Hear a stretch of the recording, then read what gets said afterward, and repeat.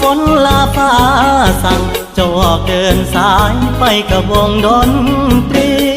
กลางขี้ขายบ่ทันร้อนดีโดดขึ้นเวทีโยกย้ายลีลาโบกปีกความฝัน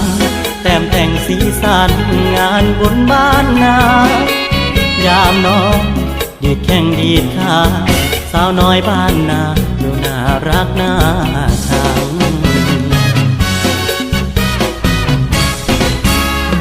สาวบ้านนาคา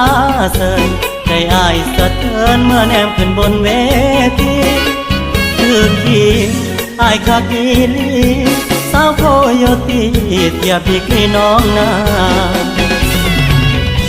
บอกว่างานได้ดินสุดขาดใจเพื่อย้อยยามยามอ้ายหัวย่านเวทีพังถูกแก้มบางๆเด่นค่อยๆก็ได้เด้อสาวแดนเซอร์ผู้ที่นอนร่อนเซินเจ้าผู้สูงจนเทินมารำฟ้อนอ่อนแขนเห็นเจ้าแดนแต่หัวคำโดนคิดสิตนคำแท้เอาเงยแห้งแต่ใส่นอนดินไงงองค่อยไงงองย้อนเสือสิงออกเซินกับลงเคินกกขาขาวยาวแดนแฟนขับน้องมีจิตน้ำค่อยคำของคนติดชินเต้นกินรำกินใครเขามองต้อยต่ำเสร็จจากงานน้องจึงมาเต้นร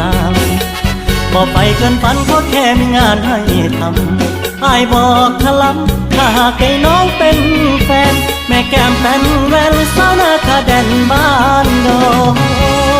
ดันดันเสอดันดันดันดันดันดันเสอดันดันดันเสอดันดันดันดันดันดันเสอดัน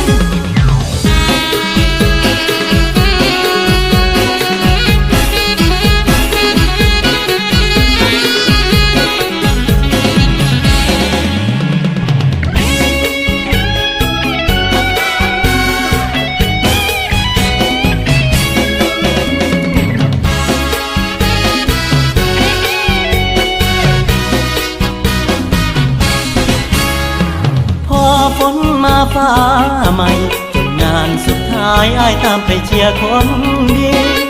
จุดหมายน้อยยืนหน้าเวทีฝากเบอร์อ้ายนี้ไว้พิจารณาเพื่อว่าจังได้สิโทรให้อ้ายไปซอยดำนา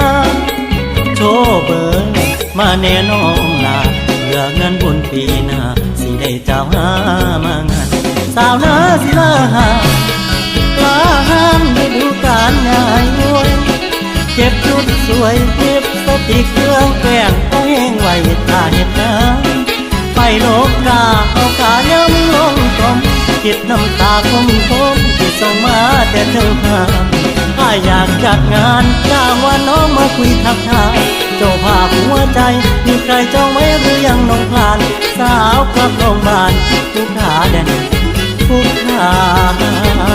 แดน